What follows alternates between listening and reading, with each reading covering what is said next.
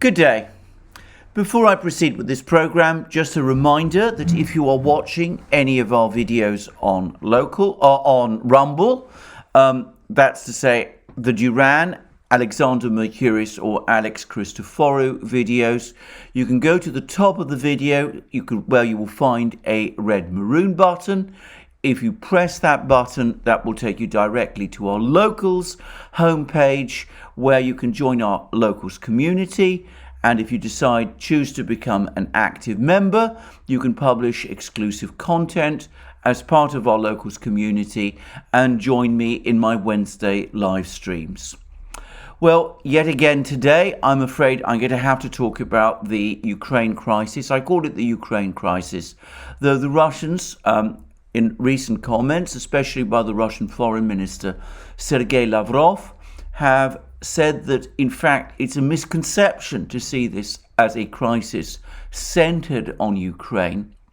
In reality, it is a crisis of Russian-Western relations, which have been deteriorating steadily for roughly 20 years, and which have now reached the point of extreme crisis and possible no return. And Lavrov is, of course, right, but of course the epicenter of this crisis is Ukraine, and that's what I'm going to discuss today, or at least the responses to this crisis in Ukraine. Now, I'm going to briefly, before dealing with the substance of this video, touch on the events that took place in Brussels and in Europe over the course of last week. Now, in the run-up to President Biden's visit to Europe over the course of last week and the back-to-back meetings of the G7, the European Council and NATO, all of which took place in Brussels, and of course President Biden's trip to Poland. In the run-up to this trip, we were given clear indications that dramatic things were coming, that there would be major announcements, a strong denunciation of China and of China's stance over this conflict, and an unrolling of all kinds of sanctions against Russia, including an energy embargo. Now, I have to say that none of this happened. In fact, it was all a complete damp squib as far as I could see.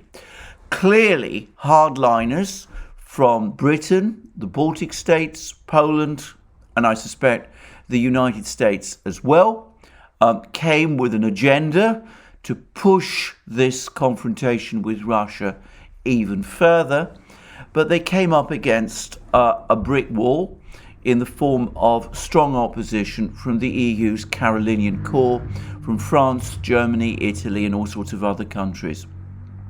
The result was that a declaration was published about China, but it was extremely tepid, merely saying that China needed to stop prevaricating and take sides, a kind of comment that the Chinese will just shrug their shoulders over. And importantly and interestingly, there were no further really substantive sanctions on Russia published. There was no decision, for example, to impose an energy embargo on Russia. Instead, we got some claims that the European Union is entering into some kind of long, deep understanding with the United States to import more liquefied natural gas from the United States. There was a meeting between President Biden and the EU Commission President Ursula von der Leyen, in which this is all outlined and set out. Now, I think it's perhaps worth saying that Ursula von der Leyen has been one of the most hardline drivers within Europe of this confrontation with Russia. There never seems to be a moment when she doesn't seek some further massive action against Russia, and in that, undoubtedly, she reflects the attitude of the European bureaucracies, the European Union bureaucracy and the NATO bureaucracy, both of which are based in Brussels. But energy policy is not, strictly speaking, the EU's province. Energy policy in the EU is still largely determined by individual countries. And of course, on this issue, the most important one is Germany, though Italy and other countries are also involved. And the Germans have been rolling out all kinds of statements about how they intend to halve their dependence on Russia within the next 6 months, how they expect to be completely free of dependence on Russia in energy terms by 2024. And the German economics minister, the extremely inexperienced Green politician Robert Habeck, has been very busy on this. He did a trip a short while ago to Qatar, and over the course of which he announced that Germany had made a long-term commitment with Qatar for liquefied natural gas from Qatar. I said that this wasn't the case at the time, and as I said in my previous video, Qatar has all but confirmed that in recent statements. And my own sense is that Robert Habeck probably does believe most of what he's saying. He's inexperienced enough to think so. But I think that the practical people, the experts in the German economics ministry and the industry ministry and within the German business community are basically hunkering down, waiting for this storm to pass, because they understand that all of these proposals to rush out of energy dependence on Russia by 2024 are utopian. At least that's my hope, because the alternative would be, to be very clear, not necessarily a major gas or energy shortage in Europe. We can always scrabble together and find gas and oil from all sorts of other places, but certainly very much higher prices for energy in Europe, which the German business community, in fact the business communities in many European countries, might struggle to cope with, and which households might struggle to cope with also. So I think that they are at the moment unwilling to stand up to this wind of hysteria that is coming out of some Western capitals, and in particular Brussels. And so they're coming up with token comments about LNG and LNG supplies from the United States and from Qatar and all the rest, waiting and hoping for the day when all this passes. I'm not sure, by the way, that it will pass.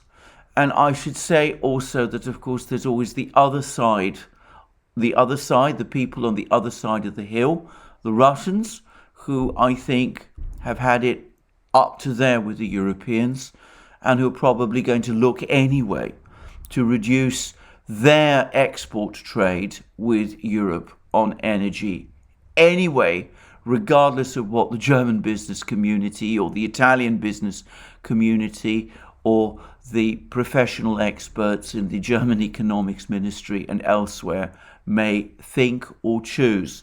I think this has been an extraordinary moment for the Russians when they finally concluded that the hard work that's been done over 30, 40 years, longer actually, to build up some kind of mutually satisfactory economic relationship between Russia and Europe, that all that hard work was for nothing and has gone to waste.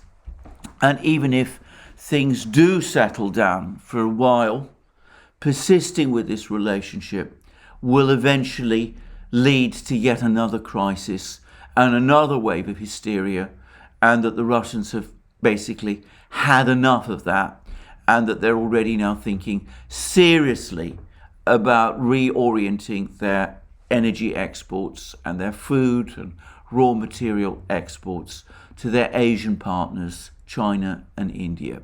So that is what I think.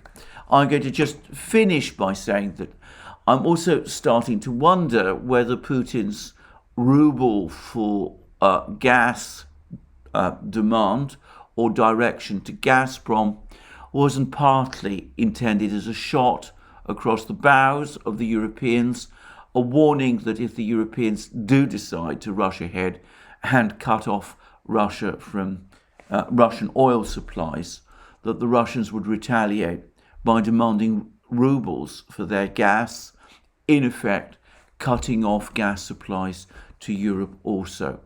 With the Europeans apparently having pulled back, we will see whether the Russians persist with that idea. Anyway, these are just thoughts.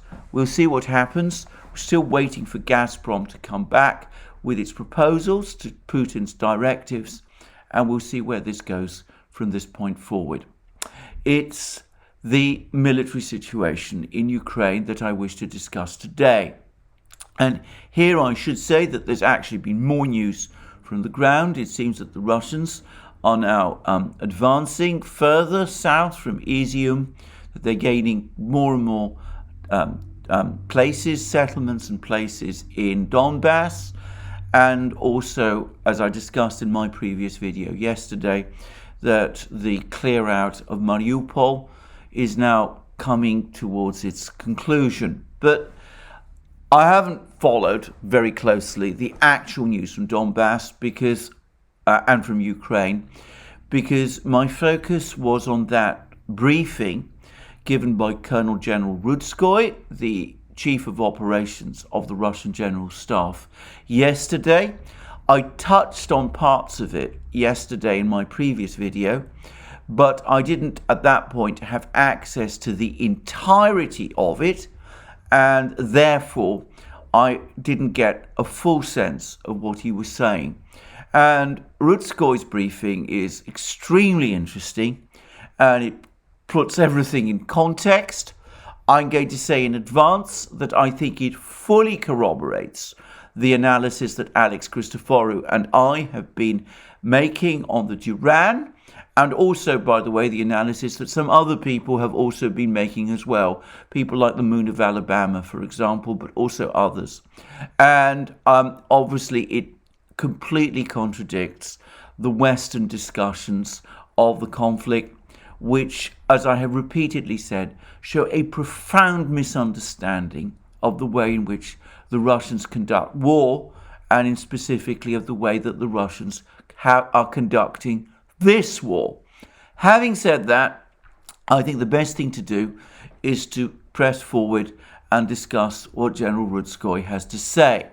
Now, the Russian Ministry of Defense has provided the full text of his statement. It's fairly long, but since I know in many places it is extremely difficult to access information from the Russian Ministry of Defense, I'm going to read out his statement in full.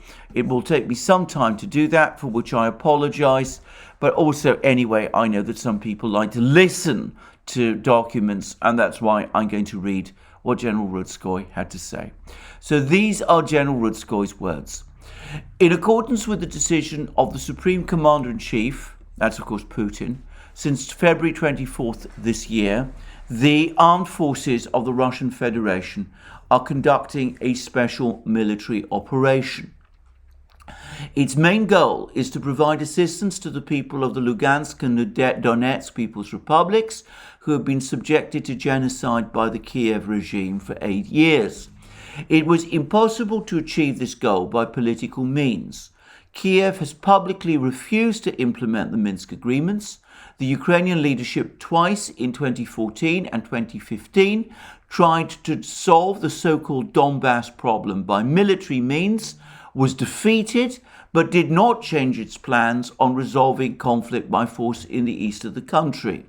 According to reliable data, the armed forces of Ukraine were completing the preparation of a military operation to take control of the territory of the People's Republics. In these conditions, it was possible to help the Donetsk and Lugansk republics only by providing them with military assistance, which Russia has done. There were two possible courses of action.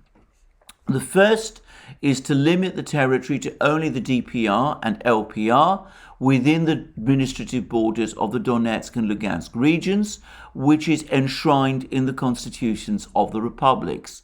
But we would be faced with constant feeding by Ukrainian authorities of the grouping involved in the so-called joint force operation. Joint force operation, by the way, is what the Ukrainians call their military grouping in eastern Ukraine their military grouping in Donbass.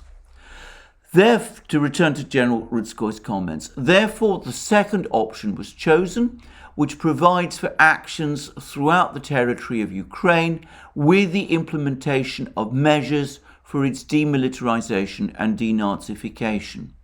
The course of the operation confirmed the validity of the decision.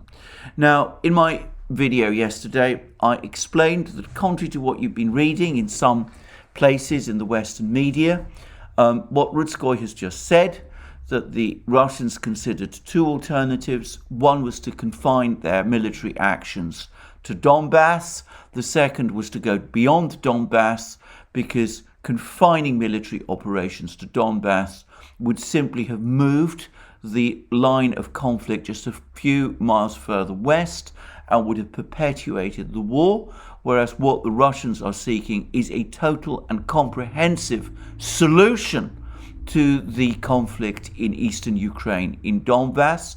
What Rudskoy said here is not a departure from what the Russians have said before. If you go back to Putin's comments all the way to the start of the operation in February, it is completely consistent with it.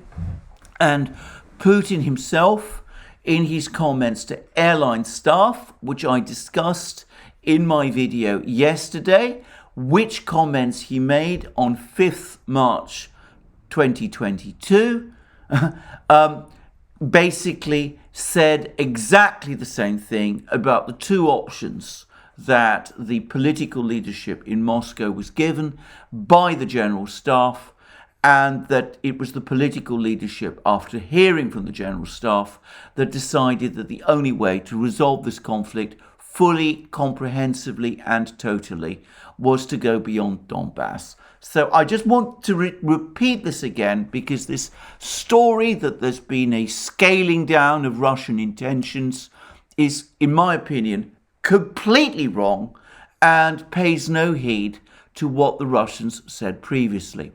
But anyway, I will now continue with General Rudskoy's comments.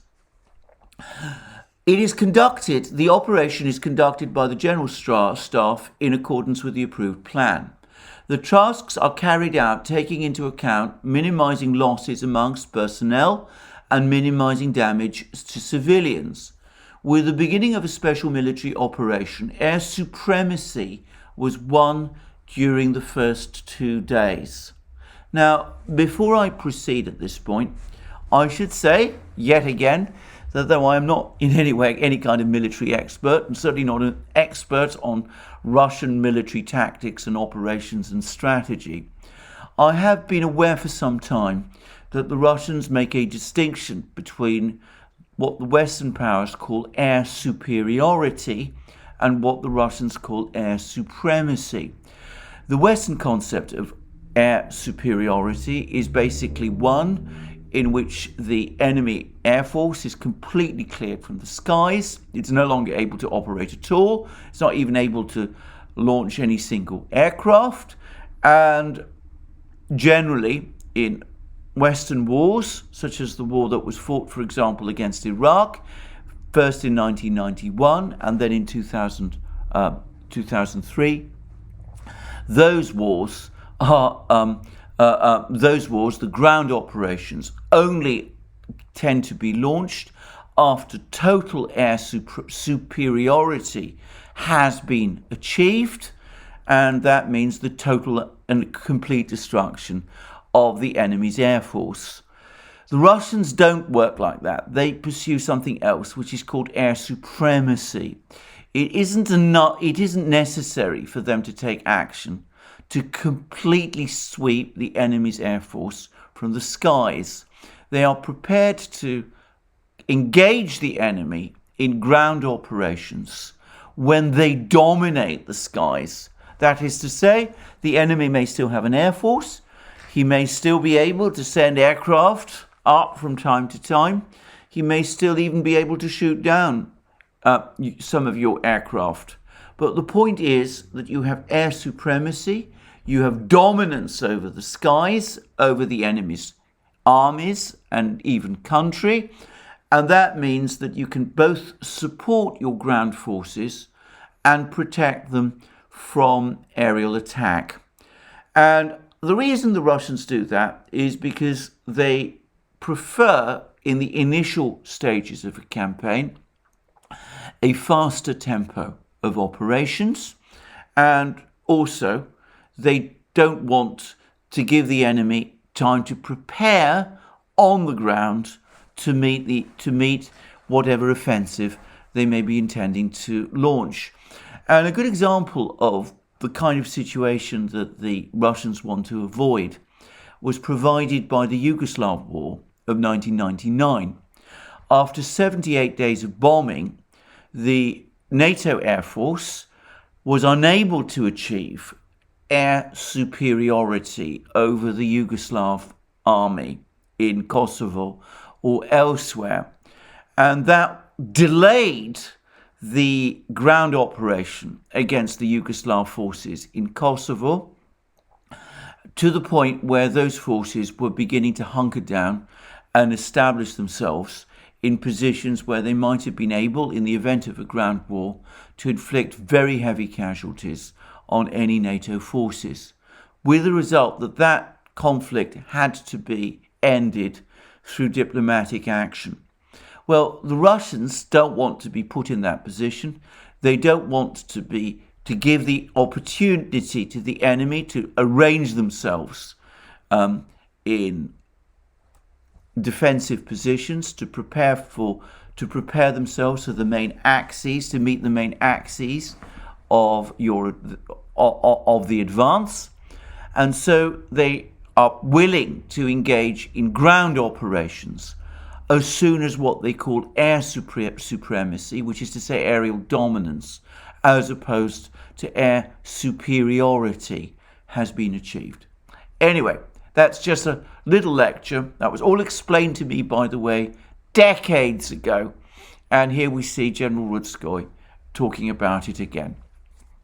So then, to proceed with what he says, offensive actions of the armed forces of the Russian Federation are carried out in various directions. As a result, Russian troops blocked Kiev, Kharkiv, Chernigov, Sumy, and Nikolaev. Kherson and most of the Zaporozhye region are under full control. The public and individual experts are wondering what we are doing in the area of blocked Ukrainian cities.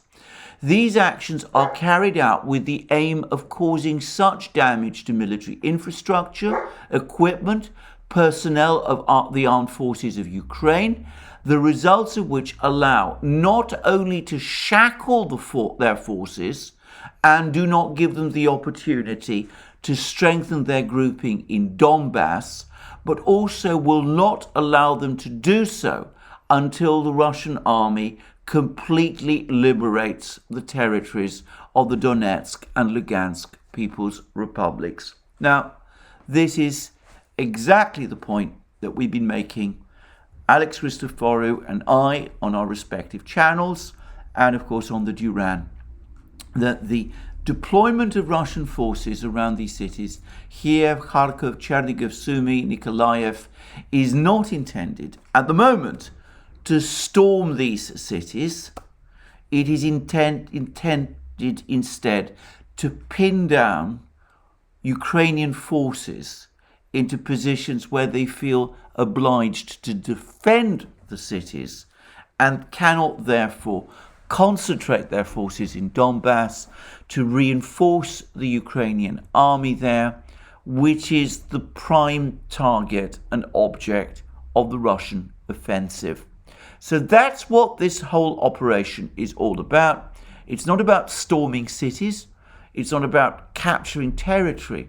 It is about fragmenting the Ukrainian army, forcing it to defend cities in all sorts of places around Ukraine, so that the major grouping of the Ukrainian army in Donbass is isolated and the various parts of the Ukrainian military can be defeated one by one in detail.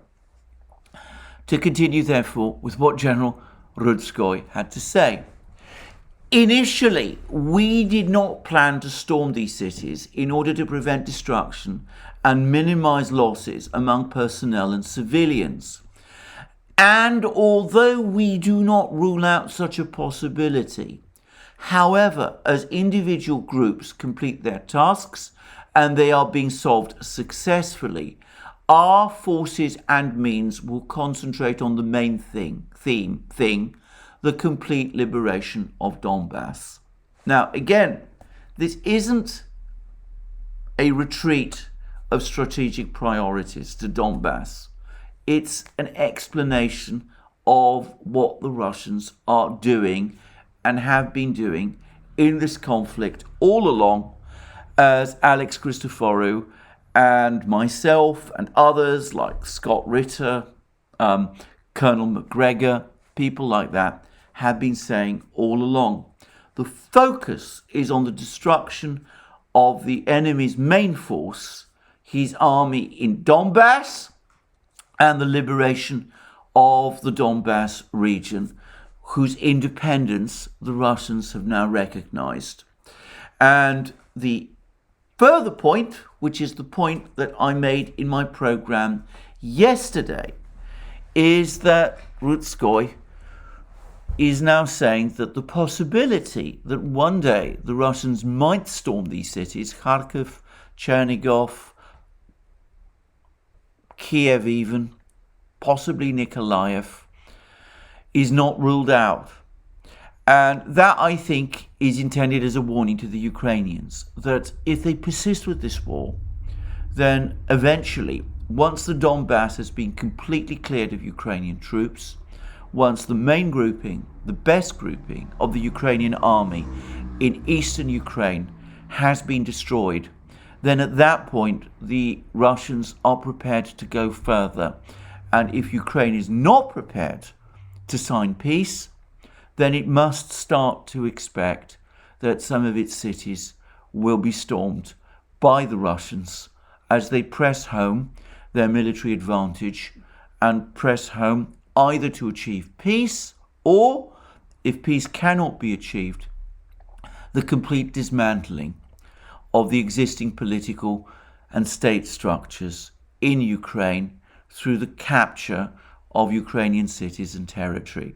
So, at the moment, the Russians have no plan to storm Kiev or Kharkiv or Chernigov or Sumy or Nikolaev, but that may change. And that's something that the Ukrainians and the Western powers need to understand. Now, I would say that earlier today, just before I did this program, I actually learned that a significant force of Ukrainian troops have actually withdrawn from a Ukrainian city which has been encircled by the Russians in Kiev region. And apparently the Russians agreed to this withdrawal and have not so far entered the city, but perhaps that's a sign of things to come. And yesterday there were further reports that the Russians have now completed and completely blocked all exits from the other important Ukrainian city of Chernigov. So it may be that as the situation in Donbass heads towards a conclusion, that the Russians are already preparing the ground to make further advances in other Ukrainian cities. And of course, I should say that if Russian-speaking cities like Kharkiv and Chernigov are taken over by the Russians, then it's far from clear to me, or far from certain, that the Russians will ever leave. But anyway, to continue with what General Rutskoy had to say. Significant territories of the Lugansk and Donetsk People's Republics have also been liberated. The People's Militia has taken control of 276 settlements that were previously under the control of the Ukrainian army and the national battalions.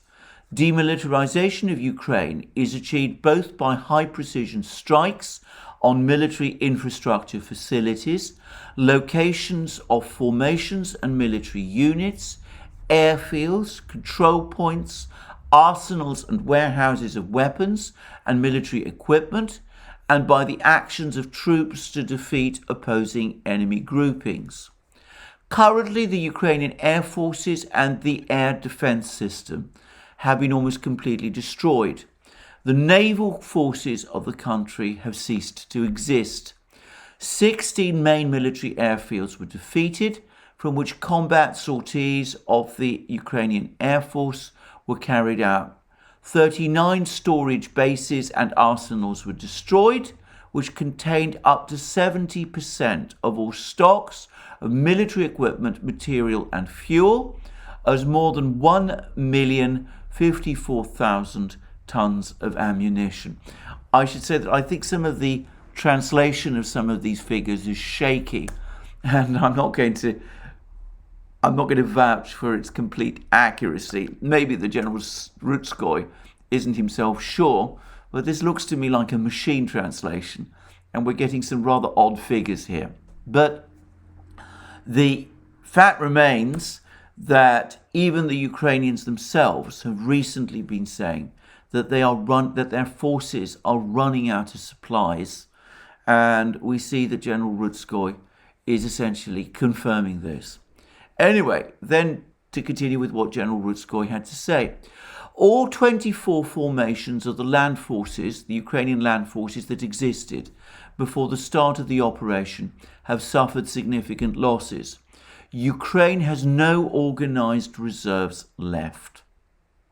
So it can't reinforce its increasingly depleted forces with properly organized military formations or with properly trained troops. And this is what he went on to say. Losses are replenished at the expense of mobilized persons, that's to say reservists, and personnel of the Territorial Defense Force. This is a militia that was conjured up by the Ukrainians right at the start of the war, when, in my opinion, very irresponsibly, they handed out light weapons to large parts of the civilian population, causing severe problems of law and order in some Ukrainian cities.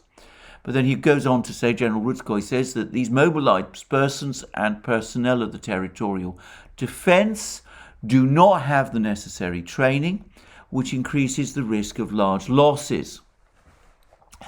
At the time of the start of the special military operation, the armed forces of Ukraine, together with the National Guard, numbered 260,200 servicemen. Again, I think there's some problems with some of the numbers here, some of the translations of the numbers. But if this is correct, and we're talking about 260,000 troops in the Ukrainian army and the National Guard at the start of the conflict, then that number, by the way, outnumbers every calculation I have seen of the total number of Russian troops deployed in Ukraine since the start of the war. And it would outnumber those Russian troops, even if one added to them the Donbass militia, the forces of the Donetsk and Lugansk People's Republics, and the Chechen forces as well. So I think that's perhaps something to bear in mind.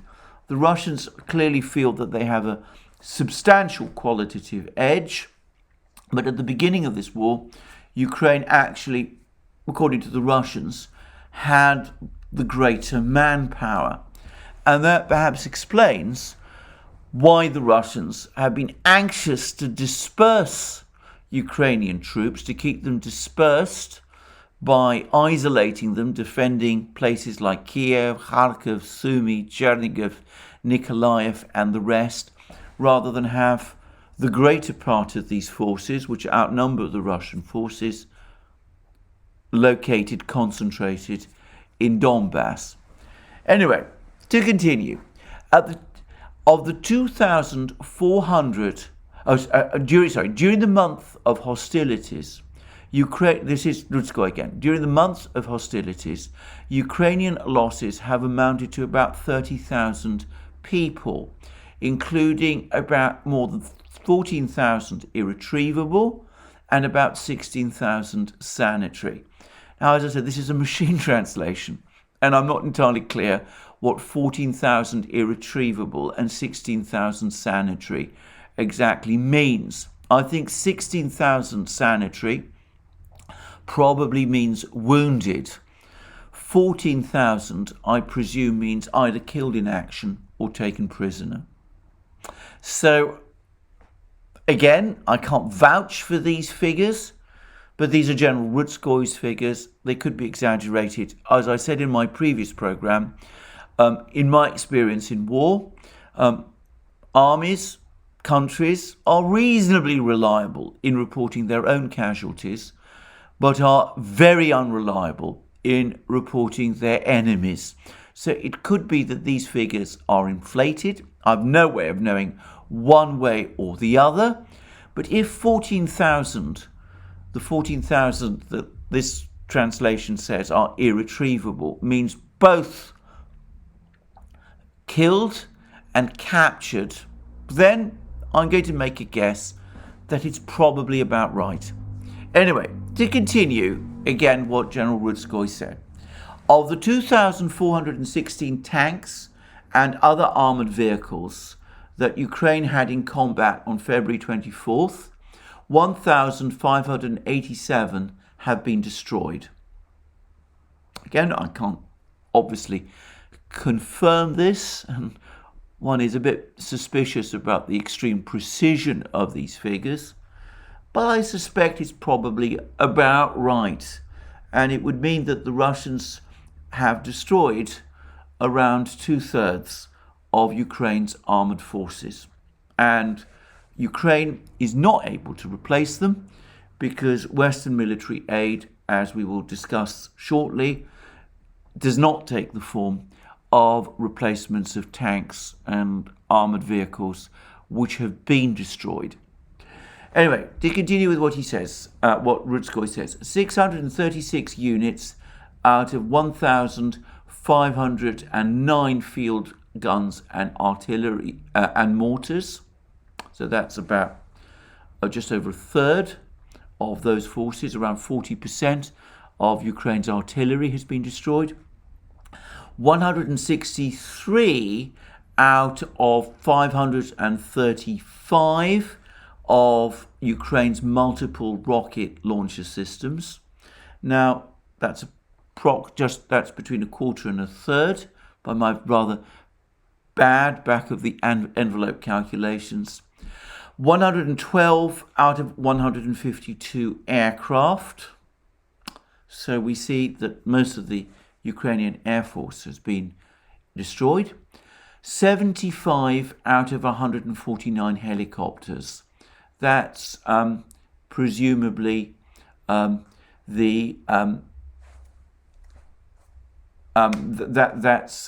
about half of the Ukrainian helicopter force.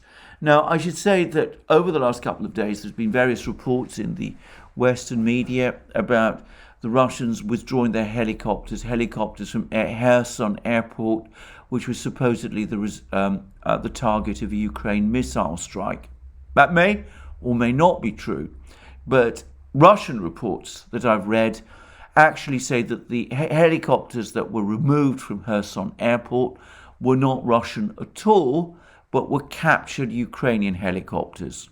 Since Ukraine uses helicopters left over from the Soviet era, which are difficult to distinguish from Russian helicopters, it's difficult to say one way or the other. But anyway, General Rudskoy says that Ukraine has lost half of its helicopters, more than half of its helicopters.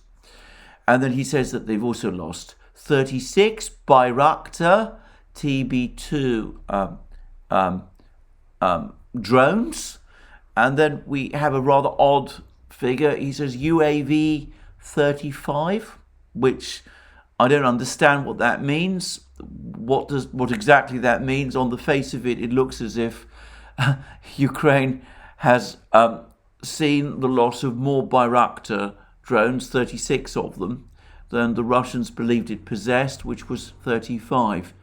by the way, if that may very well be true, it's absolutely clear to me that despite protestations from Turkey, Ukraine has received far more Turkish Bayraktar drones than had previously been admitted.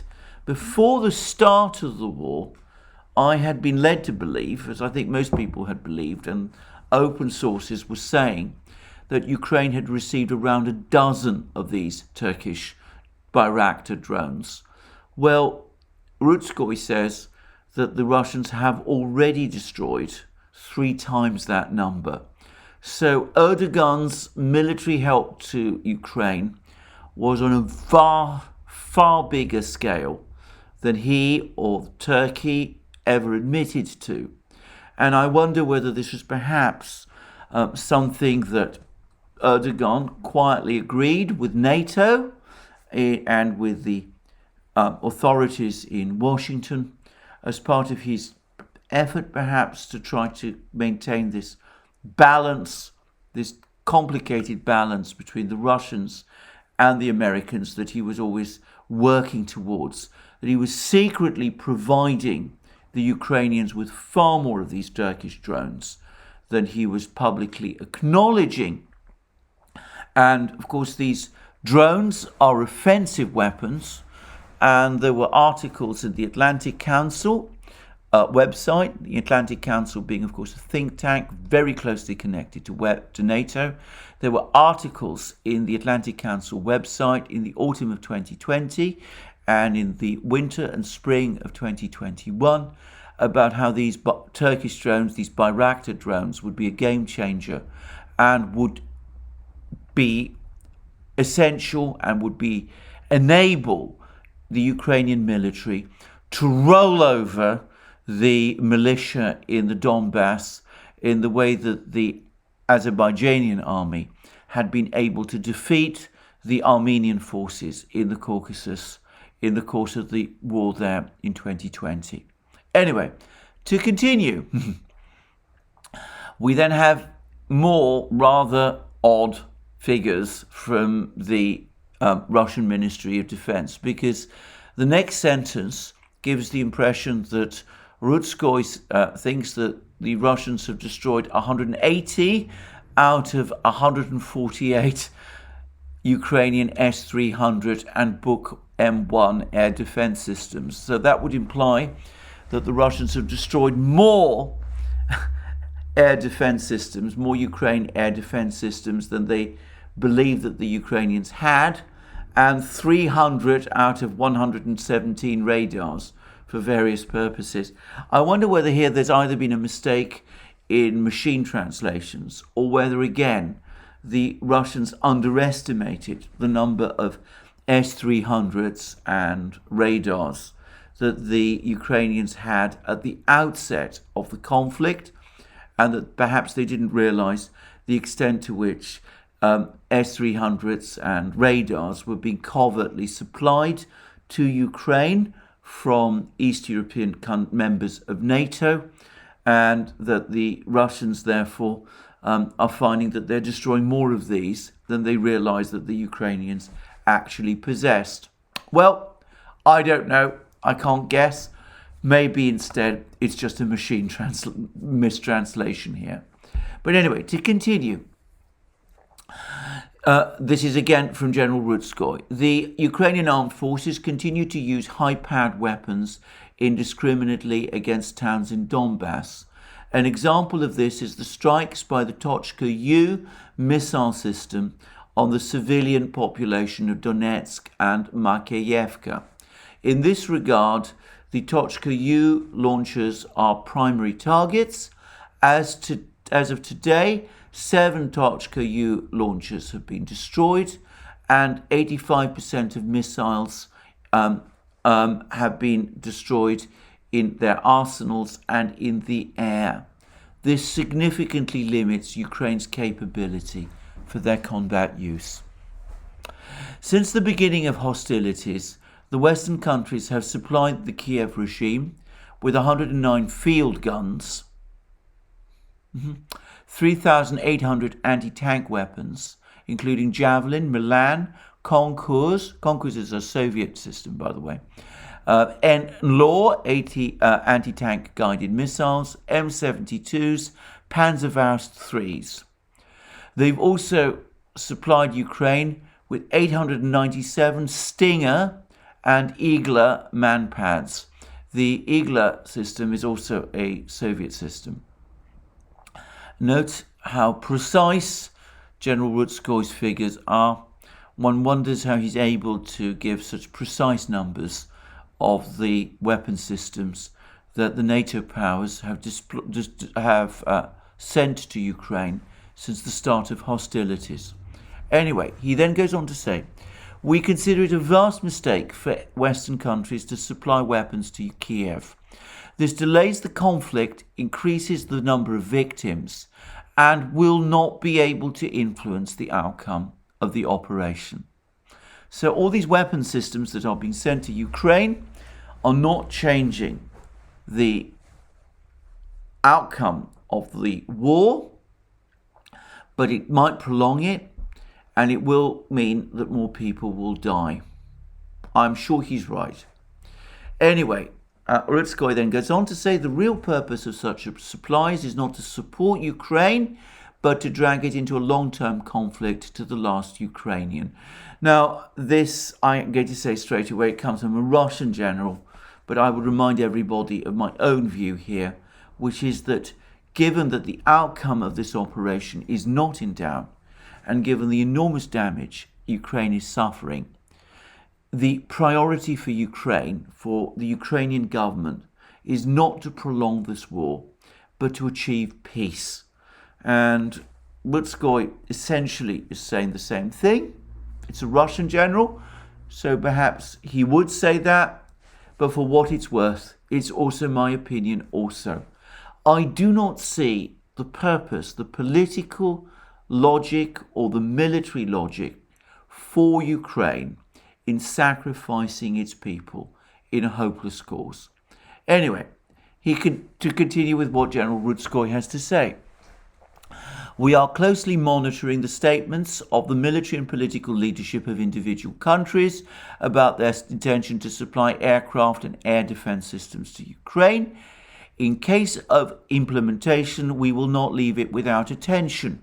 We also hear assurances from NATO leaders about non-interference in the conflict. At the same time, some member states of the North Atlantic Alliance propose to close the airspace over Ukraine.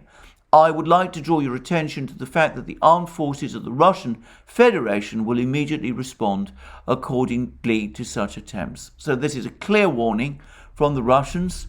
If there's any attempt to interfere in this conflict, if Western forces are deployed in Ukraine, if there's any attempt to operate a no-fly zone in Ukraine, the Russian military will react. Now, I'm sure that's right, and one of the fascinating things about the NATO summit that's just happened and about President Biden's visit to Poland is that there is no sign yet, despite an extraordinarily muddled and chaotic speech that President Biden made to the troops of the 82nd Airborne Division in Poland.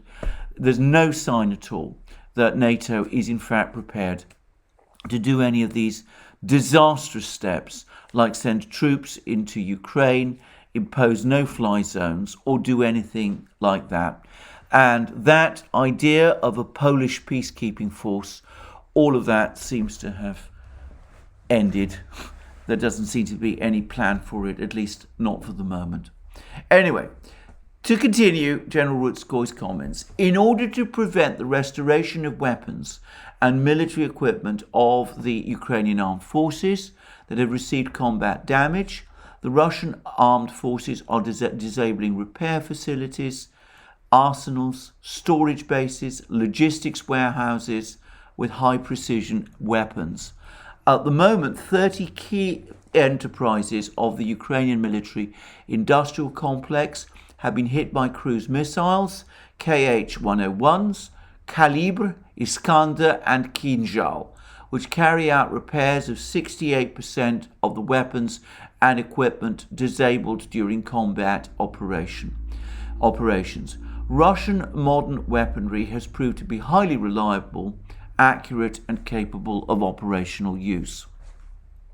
I would like to emphasize that the armed forces of the Russian Federation do not strike at civilian infrastructure facilities, including the destruction of bridges across rivers. 127 bridges have been destroyed in the area of military operations. All of them have been blown up by Ukrainian nationalists in order to deter the advance of our troops. Another example of recklessness is the mining of approaches to the ports of Odessa, Ochakov, Chernomorsk and Yuzhny, where over 400 obsolete anchor mines have been installed. At least 10 mines have broken anchor and are drifting in the western part of the Black Sea, which poses a real threat to warships and civilian vessels. Now, I should say that there's been some discussion in some places about whether the Ukrainian troops in eastern Ukraine are surrounded or not, whether they are in a cauldron or not. In Mariupol, of course, they are. In the area of Severodonetsk, as we will see, they also are. The main grouping in Donetsk, to a great extent, is also because it cannot get resupplied, and of course it can probably retreat, but the Russians have always said that they would allow Ukrainian troops to retreat from their cauldrons if they lay down arms. As I have repeatedly said, we must not make the mistake of thinking of cauldrons as medieval sieges, where every single place is guarded by some kind of soldier. That might be true in Mariupol. It is not true of the effective cauldron in the Donbass. What it means is that Ukrainian troops have had their supplies blocked, their supplies of weapon systems and ammunition, and as we will shortly see, of fuel as well. Anyway, to continue with what General Rudskoy has to say. The rampant crime, looting and marauding and civilian deaths have been caused by the Ukrainian government's massive uncontrolled distribution of tens of thousands of small arms to the civilian population, including to criminals released from prisons. The situation will only get worse in future. I have to say here that I've had that confirmed to me from reports of people on the ground in Ukraine, and of course Gonzalo Lira, who participates in our programs on the Duran, has said the same thing in our live streams. The course of hostilities, the testimonies of civilians left in the blockaded settlements and captured Ukrainian servicemen show today that the Ukrainian armed forces' ability to resist is based on fear of reprisals. Well, I take that with a giant pinch of salt. But anyway, that's what General Rudskoy said. The representatives of far-right formations are embedded in all military units. Well, that's Rudskoy's comments. I'm not going to take that further. I can't corroborate it. That could be propaganda. But it might, for all I know, also be true. The mainstay of the Kiev regime are nationalist formations such as Azov, Aidar, Right Sector and others recognized in Russia as terrorist organizations. In Mariupol alone, they include more than 7,000 militants who are fighting under the guise of civilians, using them as a human shield. Well, that may or may not be true. I'm not going to get into discussions. And then General Rudskoy says that the militants of the Azov battalion drive women and children out of basements, threatening them with weapons and sending them towards the advancing units of the People's Militia of the Donbass People's Republic in order to hinder the advance of the militia. This has become a common practice for them. This may be true. It may just be overheated rhetoric. I can't corroborate any part of this. Anyway, Rudskoy then goes on to say The armed forces of the Russian Federation, on the contrary, seek to avoid unnecessary deaths. Before the start of the offensive, the units of the armed forces of Ukraine were invited to leave the combat area and move along with equipment and weapons to their points of permanent deployment, not to resist when the offensive begins, and those who lay down their arms are guaranteed safety. Civilians caught in a war zone are always advised to stay in their homes. Humanitarian corridors are being organized in all cities to get the population out of the area of hostilities, and their security is also maintained. As I've said before, this is very much the practice that the Russians have followed in Syria: surround cities, create humanitarian corridors, invite the civilian population to leave, ultimately try to persuade the Ukrainian, the military, the opposing military, in this case the Ukrainian military, to evacuate from these cities also. And in this town, I'm not quite sure of its name, in Kiev region, which I was talking about earlier in this program, which has now been surrounded and where the Ukrainian forces have apparently been withdrawn, this also has apparently happened. Anyway, to continue with General Rudskoy's comment, in addition, at the initiative of the Ukrainian leadership, the country has become a home to 6,595 foreign mercenaries and terrorists from 62 states. Again, interesting that he has such precise numbers. I wonder where they come from. They are not subject to the rules of war and will be ruthlessly destroyed. Today, the number of foreign mercenaries is declining. This was facilitated by high-precision strikes on their bases and training camps. On March 13th, more than 200 were killed and more than 400 wounded in missiles as a result of missile strikes in Staritsy and at the Yavorovsky training ground alone. I note that not a single foreign mercenary has arrived in Ukraine in the last 7 days. On the contrary, there has been an outflow. Within a week, 285 fighters escaped into Poland, Hungary, and Romania. I hope without stingers and javelins. Again, I wonder where General Rudskoy gets these numbers.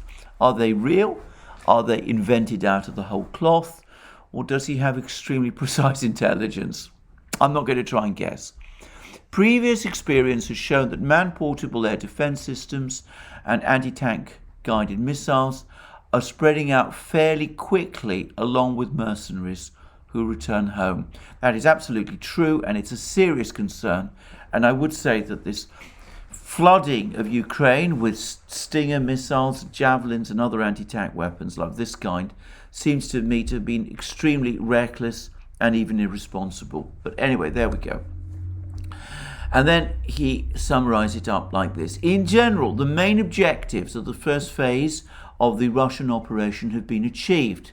The combat capabilities of Ukraine's armed forces have been significantly reduced, which allows us once again to concentrate our main efforts on achieving the main goal, the liberation of Donbass. In 8 years, in the area of the so-called Joint Forces operation, a defense belt has been prepared that is deeply echeloned and well fortified in engineering terms, consisting of a system of monolithic, long-term concrete structures. In this regard, in order to minimize casualties among the armed forces of the Russian Federation, Lugansk and Donetsk People's Republics, the conduct of operations is preceded by heavy fire attack on the enemy's strongholds and their reserves. At the beginning of the special military operation, the Lugansk and Donetsk People's Militia were confronted by a grouping of 59,300 people comprising the most combat-ready units of the Ukrainian armed forces, the National Guard and national formations. So that's a figure for the forces that Ukraine had deployed in Donbass.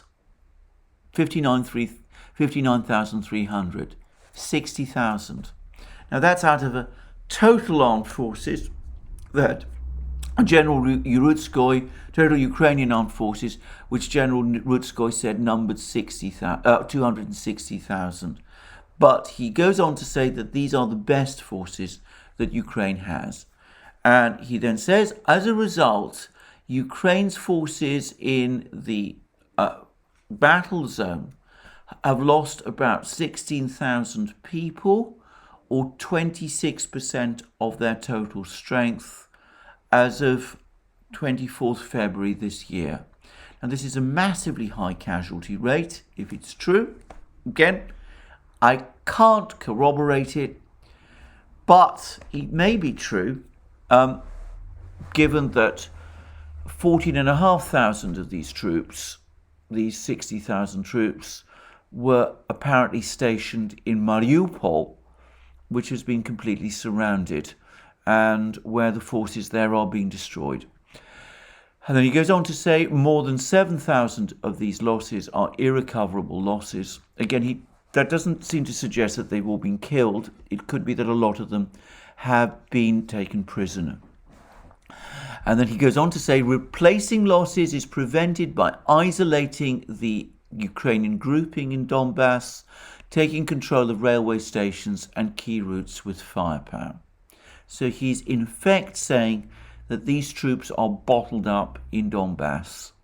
They cannot get resupplied, they cannot get reinforced, and they cannot get resupplied because the Russians are able to dominate with firepower all the access points. And he goes on to say the supply of missiles and ammunition, fuel and food to the Ukrainian forces has been almost completely halted. The field depots of missile and artillery weapon systems and ammunition, as well as fuel located directly in the area of the Joint Forces operation, are being hit. To date, 32 facilities have been destroyed, or 61% of the total. All weapons and military equipment, including foreign-made, seized by the armed forces of the Russian Federation during the special military operation, have been handed over to the People's Republics. Already 113 tanks and other armoured vehicles, 138 Javelin and 67 Law grenade launchers and other trophy weapons have been handed over. Units of the People's Militia of the Lugansk People's Republic have liberated 93% of their republic's territory. Fighting is currently taking place on the outskirts of Severodonetsk and Lysychansk. The People's Militia of the Donetsk People's Republic controls 54% of its territory. The liberation of Mariupol continues. Units of the Russian armed forces, together with the People's Militia of the Donetsk People's Republic, are conducting an offensive to liberate settlements to the west of Donetsk. Unfortunately, there are casualties amongst our comrades in arms during the special military operation.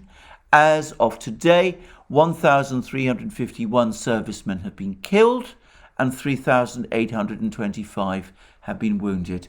As I've said in my previous program, I think these are correct figures, and I would say that some people have said that these relate to figures of the Russian armed forces exclusively and don't include the People's Militia. But I would say that General Rutskoy doesn't actually say that one way or the other. Anyway, he then goes on to say all family support solutions will be taken by the state, raising children up to higher education, full repayment of loans, housing solutions. We receive a large number of appeals from Russian citizens wishing to take part in the special military operation.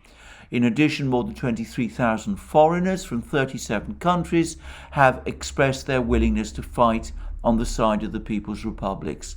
We offered the leadership of the People's Republics to accept this assistance, but they said they would defend their land by themselves. They have enough power and resources to do so. The armed forces of the Russian Federation will continue to conduct a planned special military operation until the tasks set by the Supreme Commander-in-Chief, that's to say Putin, have been completed. So there we are. That basically is a Russian account of the operation up to now. As I said, it corroborates Alex Christoforou and my account of the war. The Russians have made their main focus of operation the destruction of Ukrainian forces in Donbass. Those forces have been isolated from the rest of the Ukrainian army, which has been divided up into penny packets, defending Ukrainian cities, even as the major force of the Ukrainian army, its most capable forces, is being systematically destroyed. Some people have pointed out that this is a war of attrition, and in a sense it is. But it is a war of attrition which the Russians have chosen to fight as a war of attrition, and which the Russians are winning. When people talk about a war of attrition, they should ask themselves, who is suffering the attrition? According to General Rudskoy's account, and according to every account from the war zone, which I consider reliable, it is the Ukrainians. It is the Ukrainian army in eastern Ukraine that is being systematically destroyed with horrendous losses in lives and material, and all, so far as I can see, to no cause. Well, this is a long program. I apologize for this. I had to, as I said, cover this rather complicated discussion, briefing by General Rudskoy, which I, by the way, consider to be, for all the undoubted propagandistic elements which it contains, probably the most detailed and ultimately reliable discussion of the conflict. And of course, it comes from an authoritative source. So I hope you've learned something from this long program. I look forward to you joining me again in future programs on this channel. I've obviously appearing on multiple platforms. I talked about our I talked at the start about Rumble and Locals, but of course we're on other platforms too. You can support us via Patreon and Subscribestar, and by going to our shop. And if you've liked this video, remember to press the like button and to check your subscription to this channel. Thank you for joining me again today. I hope you've learned something from this video, and I look forward to you joining me again soon.